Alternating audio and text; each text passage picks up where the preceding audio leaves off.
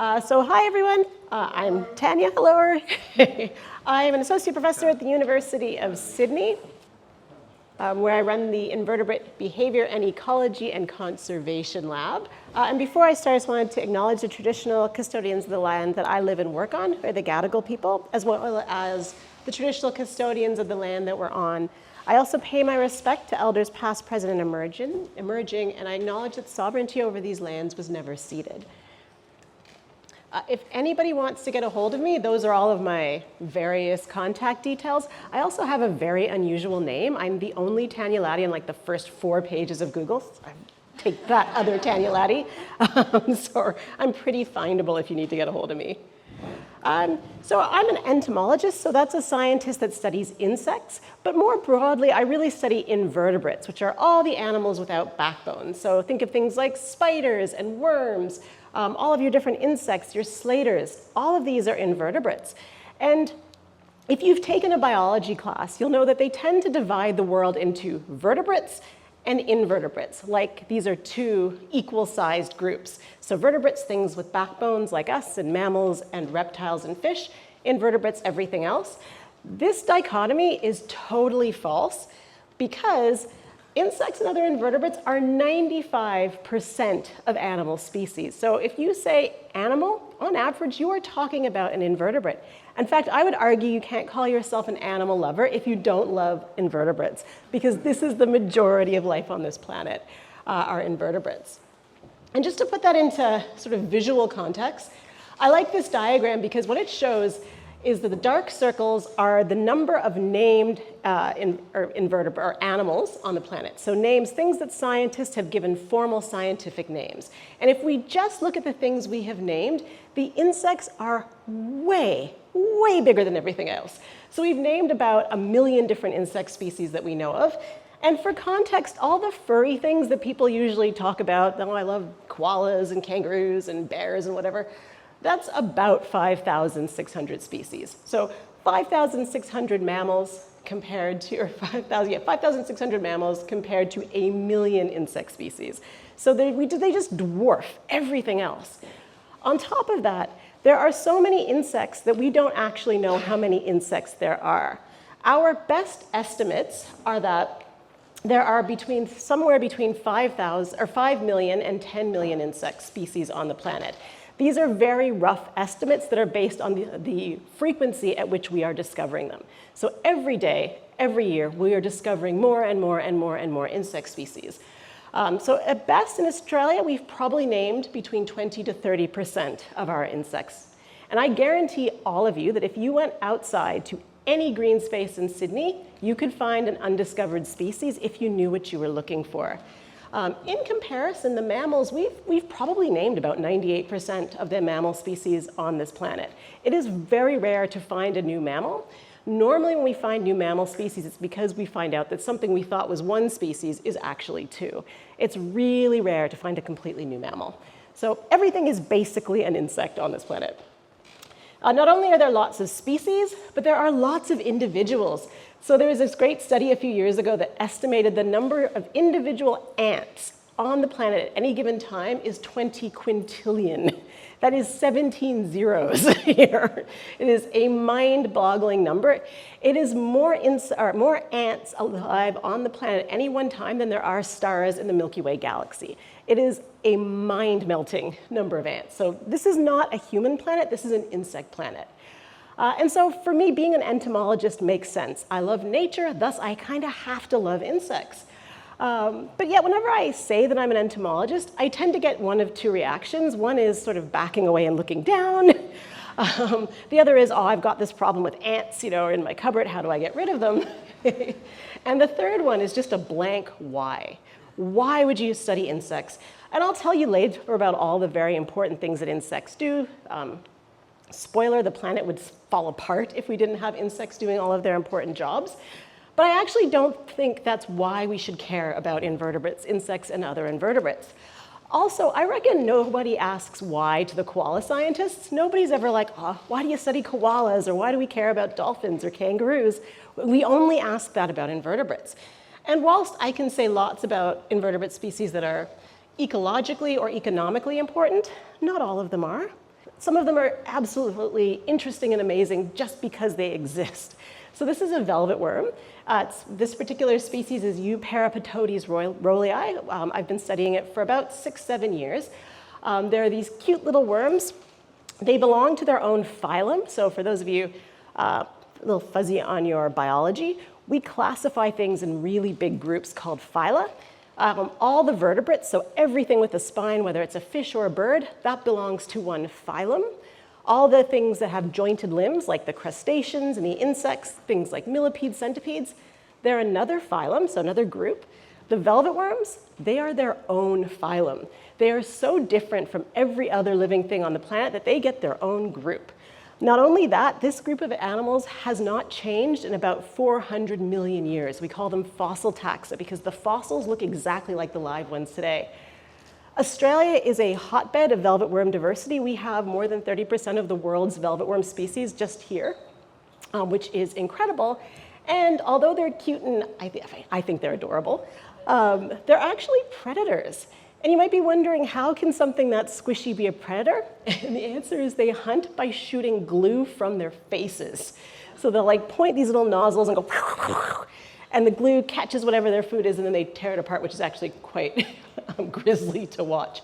So your homework when you get home is to go to YouTube and look up velvet worm hunting. You will thank me later. It is amazing to watch. The other cool thing about this particular species, INVERTEBRATES rolii, is that they are the only known social velvet worm species, so they rest in these little groups called cuddles. So the collective noun for a group of velvet worms is a cuddle, and that's a cuddle of velvet worms. Whilst this species used to be one of the most common velvet worms probably anywhere on the planet, we used to be able to go and find them very, very quickly if we knew what to look for. Unfortunately, the vast majority of their habitat was destroyed by the 2019-2020 megafires. They are now extremely hard to find, and we are in the process of working through nominating them for threatened species status, which is very, very tragic. On the plus side, we've had little babies born in the lab recently. So those are some of the little lab baby velvet worms at the top that we've managed to breed. So we're trying to keep them going. I spent last week actually in the field looking for a population of velvet worms that hadn't been seen since around 1990. We were hoping that they were still there. They weren't. So all the area where they had previously been found was burned, and there were no velvet worms there anymore. So here's an animal that, look, if this species disappeared tomorrow, would it affect your pocketbook? No. Would the ecosystem collapse? Also no. Is this animal valuable and worthy of our care? Yes, like this is an amazing, iconic Australian animal, just as much as a koala or a kangaroo or anything else we're happy to protect is. And yet it's very, very difficult to get protections for these animals, simply because they are invertebrates. So insects have famously been called the little things that run the world, which is true. I mean, pollination is probably the most well-known of the things invertebrates, insects and other invertebrates do. Roughly 30% of our major crops are dependent on insects for fertilization, so without them we wouldn't have delicious things like mangoes, strawberries, chocolate. Chocolate is actually pollinated by a teeny tiny fly that looks like a midge, not a bee, a teeny tiny little fly. We didn't have that fly, we would not have chocolate. So super important for pollinating a number of plants, including 90% of angiosperms, so flowering plants. Most flowering plants need an insect to pollinate them. And often there are species that are of conservation interest. So these are two orchid species that my lab group and I work on. That's Thelomitra adorata, one of the sun orchids. This is Genoplesium insigne, which is a midge orchid.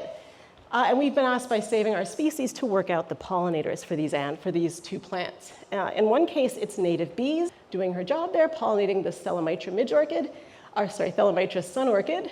And then here is the pollinator for midge orchids, which is this teeny tiny little fly called a chloropid fly. It's about half the size of a fruit fly. So this tiny fly, you would never notice, but if that fly went extinct, we lose these populations of orchids completely. Both of these species of orchids are critically endangered. So if you want to protect your flower species, your plants, you also have to protect the things that pollinate them. There's other less obvious interactions. This adorable little lizard, that's a Canberra earless dragon. It's a critically endangered species of reptile. They're only about that big. They are really, really cute. But they live in burrows, and they are not strong enough to dig those burrows themselves. But this is a wolf spider. And the wolf spider is the animal that digs the burrows that the dragons require to survive.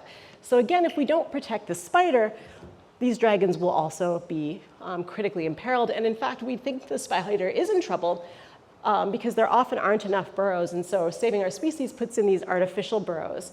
This is not a sustainable strategy. You cannot constantly be putting out burrows. And so my lab group and I are working on understanding the ecology of the spider because you need the spider to support the dragon. So again, all of these interactions are really, really important. Some of the insects that people dislike the most, like cockroaches, these animals are doing the hard work of keeping us from drowning in our own waste. They are nature's waste managers. They are eating that waste and getting it away from us. This is a little dung beetle that was just outside my house on the footpath, and she's rolling away a little piece of dung so that I don't have to step in it. So they're doing hard jobs in keeping us safe. We often think of insects and invertebrates as pests because they eat our gardens and they're chewing on our crops. And we forget that that population of pest insects would be orders of magnitude worse if we didn't have all of these predatory animals keeping them under control. And so these are things like spiders and ladybirds, your parasitic wasps. So insects do all the things. They are important for maintaining our society in pretty much every single way you can think of. But unfortunately, there is increasing evidence that insects around the world are in decline. And you've probably seen articles like this, the insect apocalypse is here, poses risk to all life on Earth, conservationists warn, the collapse of insects. This is all very, very depressing. The insect apocalypse language I don't love because I think an apocalypse makes it sound like it's an inevitable thing we can do nothing about. We can do a lot to prevent insect extinctions, and I'll talk about that later. In addition, there are, again, millions and millions of insect species. Every single insect is not in decline. We know this. The question is which ones are in trouble and what can we do to save them? And in fact, if we look at Australia, a really important question is, are insects in Australia in decline? Do we have data for any insect group to say, yes, this is a group in trouble and in need of help? And the answer for the vast majority is that we don't know. We don't have long-term records for most insect species. And so it's only when something is gone that we start to go, hey, weren't there bogong moths around before? Weren't there Christmas beetles around before? We notice things by their absence, and by the time we notice that something is gone, from a scientific perspective, my hands are tied, because in order to apply for things like threatened species status, you usually need to show that an animal has declined. If you start at the low point, it's very difficult to prove that. And so with Christmas beetles, just a show of hands, how many people remember there being lots of Christmas beetles when they were younger? Okay, so almost everybody. This is what we see. We've done surveys asking people about Christmas beetles, and 57 said they think they have declined in their area. And you might think that number seems a little bit low. And that's because 23% on top of that have never seen a Christmas beetle. And these are almost universally people under the age of 30. So something has happened where Christmas beetles were just a part of the cultural fabric of the country. They were a sign of the holidays. That link is broken. In fact, when I go and talk to little kids in schools, a lot of them have never heard of a Christmas beetle. They don't know, they don't have that association with the holiday season. And if anything, they've seen them predominantly in the media. And so you might be asking, well, what's happened? Where have the Christmas beetles gone? We don't know. This is a question my lab group and I have been working on for several years. We don't know because we don't have enough data. At the end of the day, we waited too late. It's too, we are still trying, we're very much on the back foot with Christmas beetles because now we're trying to figure out what had happened. There are actually around 38 different types or species of Christmas beetle distributed throughout the country, predominantly on the eastern coast. We're going through species by species and trying to figure out which ones are in trouble and what we can do about that. And I'll come back to Christmas beetles in a moment. I'm sure we all remember the 2019-2020 mega fires. It was disastrous. We had catastrophic fires across the eastern parts of the country. During those fires, about 30% of koala habitat was burned, and that was considered an absolute catastrophe for koalas. And it wasn't just in Australia. If you're trying to guess my accent, I'm Canadian originally. I had my neighbors from when I lived in Canada 20 years ago call me for like the first time ever and say, we hear Australia's on fire and your wildlife is in trouble. Where can I donate money to save the koalas? So the plight of the koalas was a global concern. My research friends and I, we were pretty concerned about the fires. And we sat down to say, okay, well, we know the koalas are in trouble, but what about all the other invertebrates that live in that area? And so what we did is we looked at the known distributions of a group of invertebrates that might intersect with the fires, and we asked what percentage of their habitat burned. So 787 of the invertebrates we looked at had the majority, so more than 50% of everywhere these animals are found on the planet burned. So remember, 30% was a catastrophe for the single species koala. 787 invertebrate species were much more hard hit. 382 invertebrates had 100% of their range impacted by fire. So every single place on the planet where these animals existed was on fire in 2019, 2020. For many of these species, we have no idea whether they recovered. Because again, we don't have the baseline information. We were very lucky in some ways that we were studying velvet worms at the time, and so we have some baseline data. We know what their populations were before, and we know what they are after. There were many other invertebrates that lived in the same habitat that we weren't actually counting, but which we haven't seen in those sites since the fire. So a lot more was lost than we have records for, and this is a huge concern. And so even when it comes to trying to get threatened species status for our invertebrates, we face a lot of challenges because that system was designed for vertebrates. And so a lot of the data that you need to collect is stuff that we just don't have for most invertebrates. Questions like how many adult members of the population are. We can't answer that for almost any invertebrate in the country. How steep has their decline been? Again, we can't answer that. And so of our many invertebrate species, only 10% have been formally assessed for threatened species status, compared to 99.5% of mammal species. So most mammal species have been assessed and declared, yep, they're fine, least concern, or oh no, they're in trouble. Only 10% of invertebrates have had that same treatment. And so from a conservation perspective, invertebrates are really in this unfortunate position of we don't necessarily have enough data. But historically, there hasn't been that much conservation interest. And even this is true even for conservation biologists. There's this fairly grim story from the late 90s, early 2000s, when in America, they were trying to conserve the Californian condor and the black-footed ferret, which were a bird and a vertebrate species of concern. And so in the process of trying to look after them, they would treat them with insecticides to kill all of their ectoparasites, so things like lice that might be living on their fur. In the process of doing that, they drove 2 species into extinction because those species were associated with those animals. They couldn't live anywhere else, and they were wiped out by conservation biologists.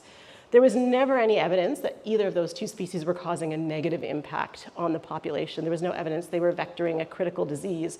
And there was never a conversation about, okay, is it okay to drive something extinct to save something else? How do we do that? And so my colleagues and I were concerned about everything.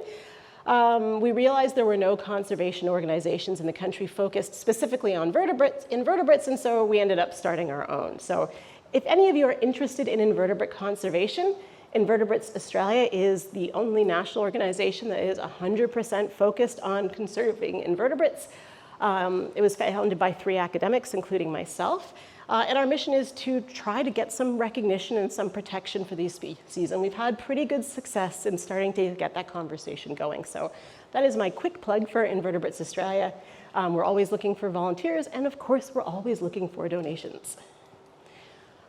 So all of that can sound pretty depressing, like invertebrates are in trouble, there's an insect apocalypse, what do we do?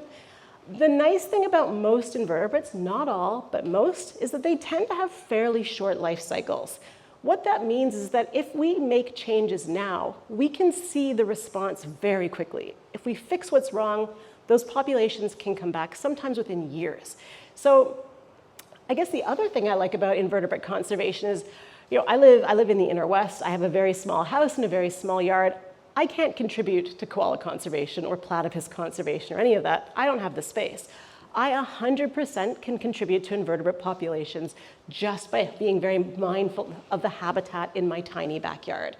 So everybody can do a lot to help protect our invertebrate species. So I'll just kind of very quickly give in my top things I think people can do to help invertebrates. The first is to create habitat. And I think the easiest way to do that is to plant flowers. Flowers are beautiful, they're wonderful. They also provide really important nectar and pollen for a huge range of invertebrates. So it's not just the bees, it's not just flies, it's not just beetles. Predatory invertebrates, things like ladybugs, even spiders, wasps, all of those animals do better if they have access to nectar. Nectar is this super excellent sugary resource that all of these animals can consume, and there's plenty of research to show that if you plant flowers, the number of predatory invertebrates in your garden goes up. That means also that the number of pest species goes down. So planting flowers is very much a win-win. You support your local invertebrates, but you're also helping to keep pests under control. So planting flowers is far and away, I think, the best thing we can do. And I've done lots of research on this in urban areas of Sydney. Generally speaking, if you plant lots of the right types of flowers, you will get insects showing up very quickly. And it's amazing when you look at different types of flowers, what a difference some can make. So this is a Angophora hispida, this has been planted in one of my local community gardens near my house. And this is what it looks like when it's in flower. So there must be 10 different types of beetles on that one tree. It's just like a beetle bonanza. And so some of the species, they've got things like punctuate flower chafers and fiddler beetles and soldier beetles. And it's really amazing. Even little bees, there's a little native bee here, fiddling around, having a little feed.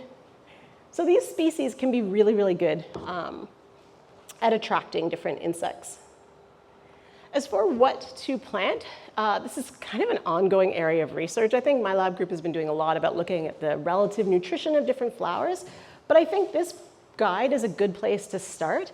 It's the powerful pollinators. It's put out by the Ween Bee Foundation, so it's mostly bee focused, but it also has information on flowers that are consumed by beetles and flies and butterflies and other flower visiting insects, so it's a good place to start. There's one for each region of the country. So if you download the Sydney Basin one, it has flowers that are native to the region. So you can plant things, be very specific about what you plant. So it's a good place to start. You can also just experiment. We are still learning which are the best flowers for different groups. So just have a walk around your neighborhood and look at what's attracting the insects and then plant that. So that's how I do it in my garden. I walk around and go, oh yeah, that thing's great. I'll go get one, put it in my garden. Don't let the perfect be the enemy of the good enough. Just plant whatever you can, see what happens. If that doesn't work, plant something else, because every little bit can really matter. Other planting tips, aim for flowering year-round. Funnily enough, a lot of the advice you read about planting for pollinators comes from North America, where there are distinct seasons. So for me, back where I grew up, 9 months of the year, there are no insects because everything is snowy and cold. That's not the case here. We have things that flower throughout the year, and we have pollinator species that are active throughout the year. So in the winter, particularly the early spring, we tend to get this huge influx of hoverflies. You might notice them around. There's heaps of hoverflies flying around right around now and a little bit the last couple of months.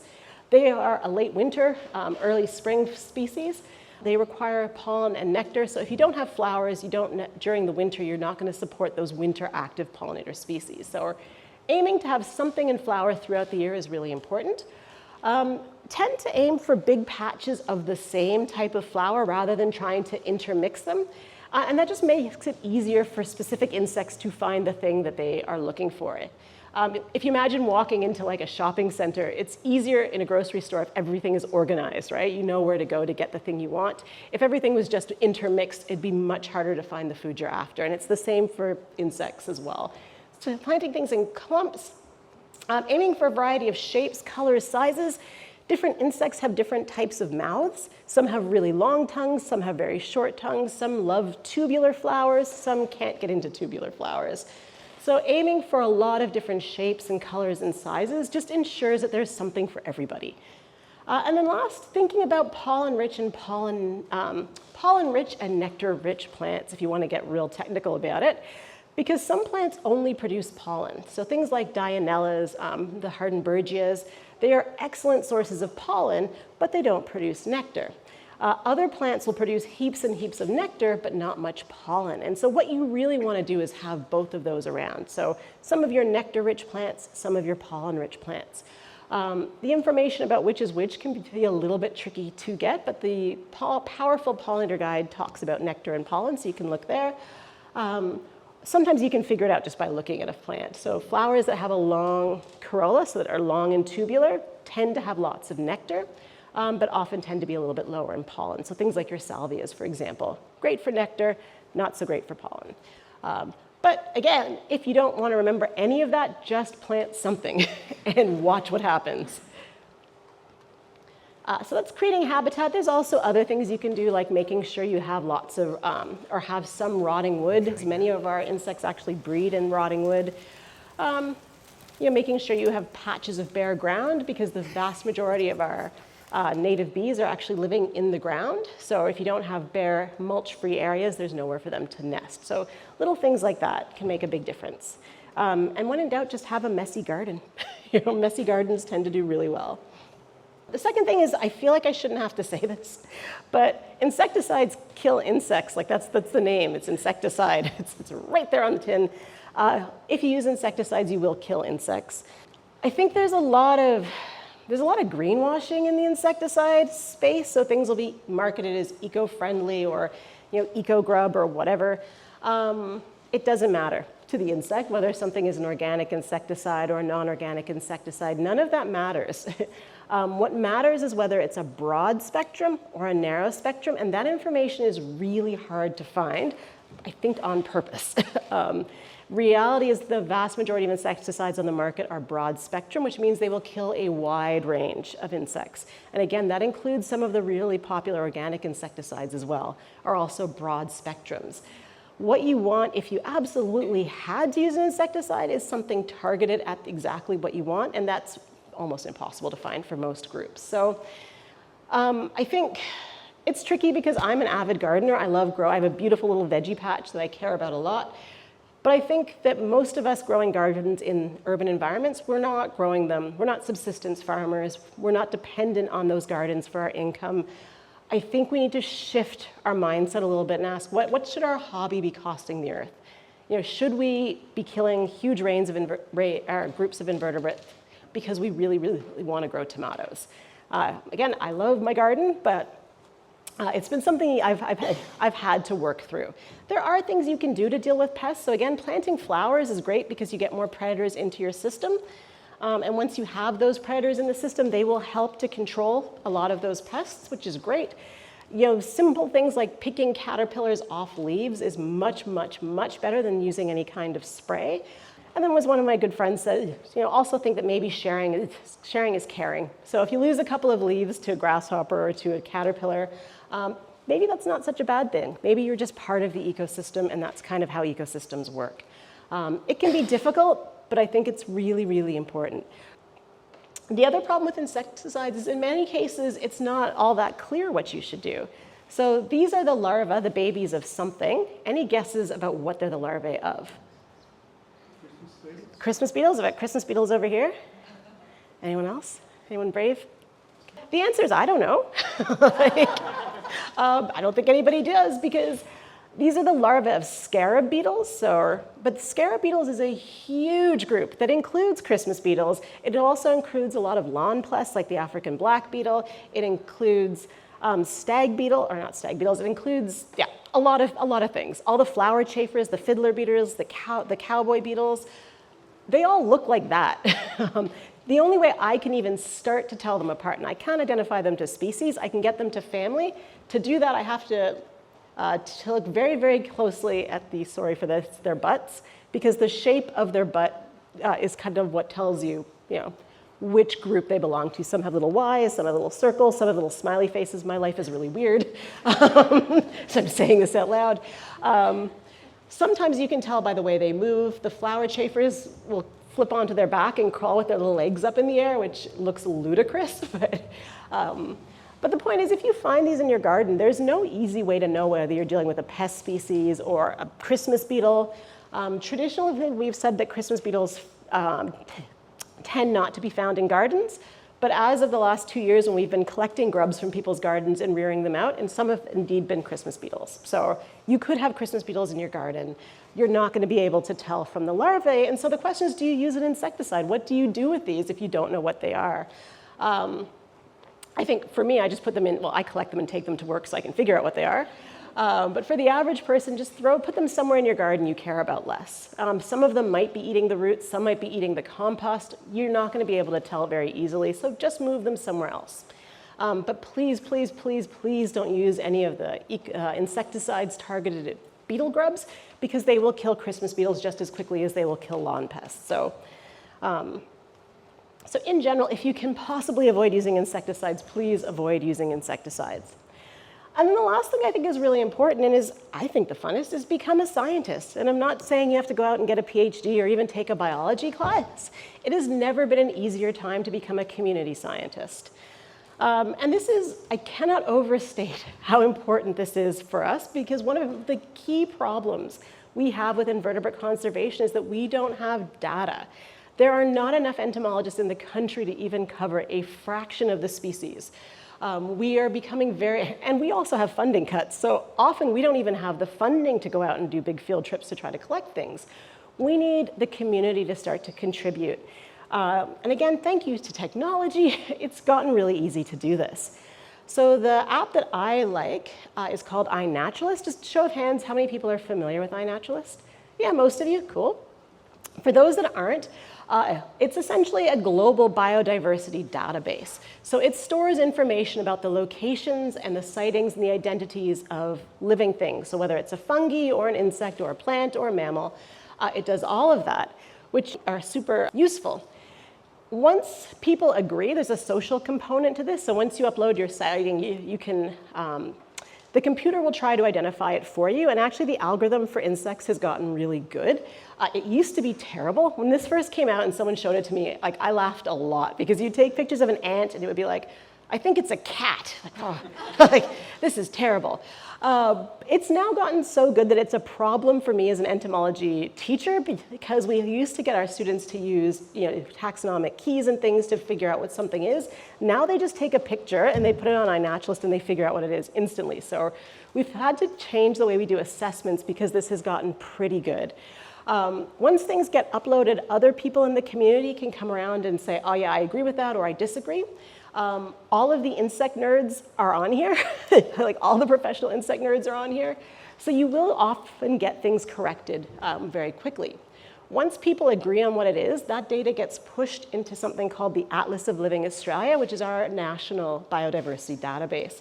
So when you contribute sightings to iNaturalist, it actually becomes real data. It's something that we can then use to look at questions like, have populations declined? Has their range changed? All this really, really good information. If you use the phone app, which is very, very easy to use, you take a picture of whatever critter you want, and it will suggest an identification for it. So it also is really good if you're trying to learn about invertebrate or insect identification, because it gives you an idea of what you're looking at. In time, that gets easier and easier and easier, and you can start to learn all the stuff you used to have to go to an entomology class to learn. A lot of that you can start to learn, or at least practice, by using this app. It also gives you good information about what's going on in your local environment. So I just quickly looked at sightings from the northern beaches, and there were 2,001 insect sightings in total. Now that's a fraction of the number of species that you would think are here, but it just gives you an idea of how much diversity there is just from people going around and snapping pictures of insects.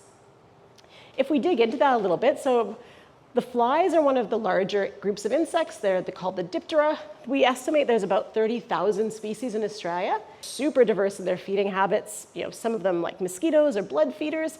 A lot of them feed on rotting matter, like the blowflies. Some are flower visitors. Some are predators. Huge range of feeding habits.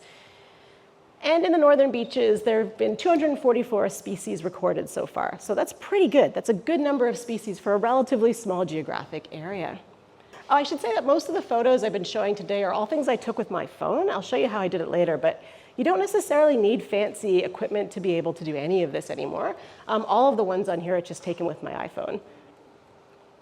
The other group will kind of very quickly talk about the beetles, the order Coleoptera. There's about 100,000 species in Australia. It's the biggest order of any living thing on the planet. Famously, a quarter of all animal species are beetles. So really, this is a beetle planet. It's all beetles all the way down. They're extremely diverse in their feeding habits, and they are very poorly studied as a group. There are 396 beetle species in the Northern Beaches LGA that people have recorded, so lots of diversity. And of note, there were 9 Christmas beetle species recorded from Northern Beaches, which is a really good number. That's better than the Inner West Council, where I live. We've got like 3. So this is great. This is wonderful to see 9 species of Christmas beetle. And spiders, they're not technically insects, but I really, really like them, so I'll throw them anyway.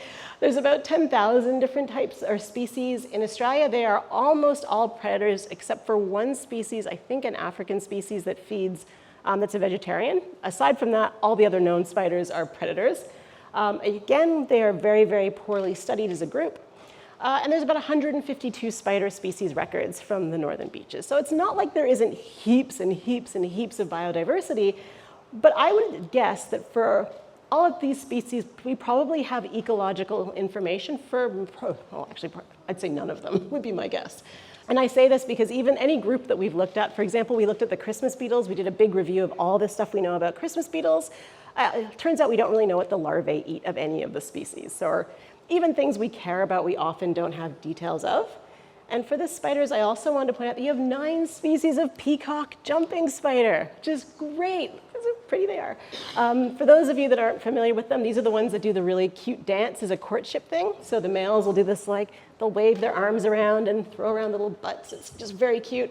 There are 9 species of those in the Northern Beaches that people have recorded. So getting out there and taking pictures, and I can't overstate how important these sightings can be. This is a fly that I just took a picture of when I was on vacation in Jindabyne. It wasn't anywhere exciting. It was just sitting in the garden of my hotel. I submitted it to iNaturalist, and within a few hours, a fly specialist from the museum came on and said, this is, as far as we know, the first recorded live picture of this insect ever. So yeah, for many insects, the only specimen we know of is like a dry, dead thing in the museum, and nobody has gone out looking for them since, and so often we don't know what things look like when they're alive. This picture not only tells us what the animal looks like when it's living, it also tells us what it eats. We know what flower that is. We know how it feeds. You can even see pollen like sticking to its feet, which gives us some idea that it could be a pollinator. Every one of these photos is like a treasure trove of information, and I had no idea of that when I took the picture. I just was like, hey, cute fly, I'll send a picture to iNaturalist. Every year I run the Christmas beetle count with Invertebrates Australia, where we ask people to go out and submit sightings of Christmas beetles so we can figure out what's going on. When we started, there were around 4,000 records of Christmas beetles across the country. In the last 4 years we've run the program, we're now up to 18,913 sightings. So we have massively, massively increased the number of records for Christmas beetles that we have. And not only that, there are about 5, I think there's actually 6 now, species of Christmas beetles that turned up on iNaturalist during our project that hadn't been seen in decades. Some of these animals hadn't been seen since like the 70s, and somebody found them and submitted a picture on iNaturalist. So now we know that that animal still exists, we know where it's found, and we're currently using the data we're getting to start to think about which species we can nominate for threatened species status based on the number of records and the locations that we're finding them. So again, none of the people who submitted these sightings knew that they were submitting something really exciting. They're like, oh, cool, Christmas beetle, submitted it. And because we've been running this project and because they're professionals, entomologists going through it, we were able to say, no, this is super exciting. We thought this species might even be extinct. You've just shown us that it's not. So never underestimate how impactful the sightings you make can be. And then just one other example. This is from my local community garden. So again, I live in the Inner West, so it's certainly not like a hot place of bushland or anything. It's very much an urban jungle. I was walking around and I saw a honeybee, and I thought, that honeybee looks like it's resting at a weird angle. And it's resting at a weird angle because it's dead. Here it is. And it's dead because a crab spider has captured it. That's the crab spider up at the top. And all of these little dots, these are flies. And there are a group of flies called the milichids or jackal flies, and the way they feed is by feeding on the kills of spiders. So they essentially are stealing little bits of food from the spider. We know very little about most of these species, but over the, I've found examples of this again and again and again, and in a funny twist of fate, it turns out that those types of flies are actually the pollinators of those threatened orchids that I told you about earlier. So that group, in this case the chlorophids, we think that the flower is emitting a scent that smells like a dying insect, and that's what's attracting those little flies in to pollinate it. And we've been able to confirm that by analyzing the odor profiles of the flower. So again, if we want to conserve this orchid, we need to know more about the fly, and most of what we know about the fly comes from iNaturalist records, where people have submitted pictures of this fly actually feeding on the kills. So again, you never know how impactful those sightings can be. As for tips, I mean, take lots of photos is the first thing, and take it from as many angles as you can. That's really important because to identify many insects to species, often we have to look at really weird things like the veins in the wing or like the number of hairs on the left leg or something. And so if you take from a bunch of angles, it just increases the chance that we'll get the feature we need to be able to work out what species it is. The other tip is to buy a clip-on macro lens. This is the lens I use to take all the pictures pretty much in this talk were taken with this lens on my phone. They range in price. This is probably one of the more pricey ones, to be honest. But it makes such a big difference because it allows you to get really close to the insects and take really good pictures. It's not necessary, but it really does help. I like it because it just fits in my pocket. So I always have it in my pocket or in my backpack. So if I see something, I can just stop and take a picture. I guess just to wrap up, I guess there's a couple of ways to contribute sightings. For some people, it's exciting to pick a place. So if you have a particular park or it's your backyard or some green space, become an expert on the biodiversity in that green space because you will notice when something changes. Nobody's going to monitor your backyard, but you can, and that data can be really, really, really important for detecting changes. There's this really interesting study that came out a few years ago by these 3 biologists, and they did it because they were stuck in their tiny inner city house during COVID, and they weren't allowed to go anywhere. So they decided to count all the species in their tiny urban backyard. And I think they ended up with like several thousand species.